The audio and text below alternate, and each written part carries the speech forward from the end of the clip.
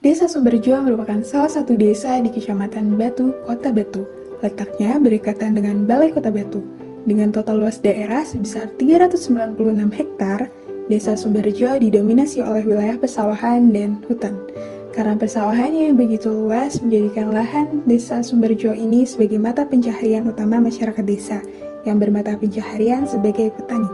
Sehingga desa ini berpotensi sebagai desa wisata petik sayur dengan komoditi utamanya ialah seledri yang banyak dijual di pasar-pasar.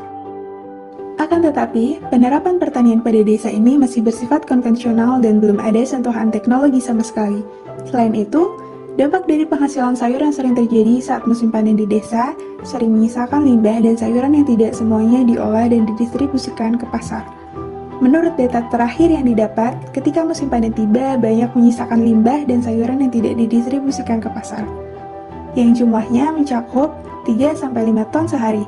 Tentunya, ini merupakan jumlah yang cukup besar untuk hitungan limbah. Menurutnya, selama ini limbah sayur hanya dibuang begitu saja, bahkan ada warga yang membuang limbah tersebut ke sungai.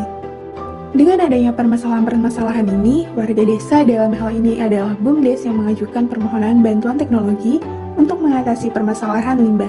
Solusi inovatif yang ditawarkan pihak ITN Malang, terkhususnya program studi kimia, adalah pengolahan serta pemanfaatan limbah menjadi pupuk organik cair. Untuk mencapai tujuan tersebut, digunakan metode partisipatori, yaitu pendekatan yang memfokuskan pada peran dan partisipasi warga.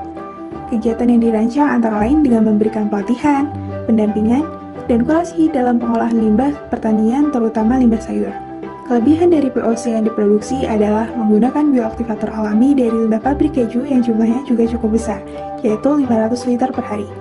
Kandungan protein dalam whey sejumlah 90% dimanfaatkan sebagai sumber mikroorganisme pengurai. Berbeda dengan POC yang biasa diproduksi, digunakan mikroorganisme komersial jenis IM4. POC yang dihasilkan mengandung unsur hara yang dibutuhkan tanaman dan tanah. POC ini juga mempercepat proses pertumbuhan dan meningkatkan kualitas dari hasil panen.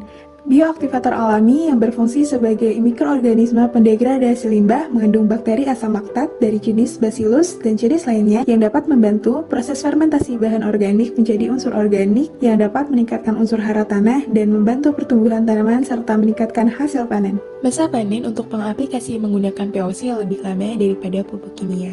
Tetapi, keunggulan penggunaan POC adalah unsur-unsur yang terkandung di dalamnya tidak merusak unsur-unsur hara yang dibutuhkan tanaman, malah sebaliknya dapat membantu merevitalisasi kesuburan tanah.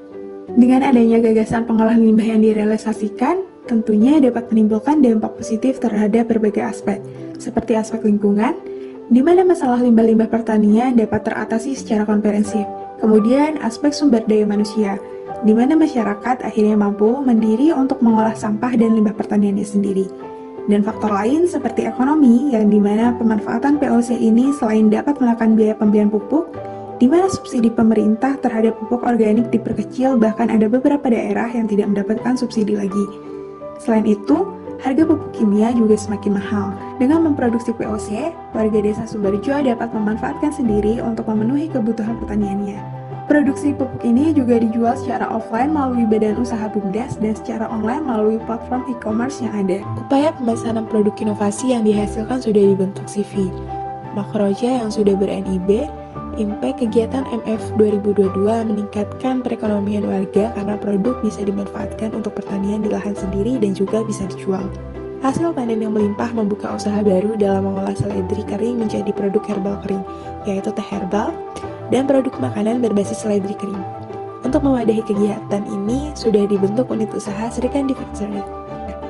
Untuk mendukung kegiatan pengolahan limbah dan produksi POC maupun bioaktivator, dibuat desain gedung pengolahan limbah dan greenhouse yang dalam hal ini dilakukan oleh Civitas Akademika dari arsitektur.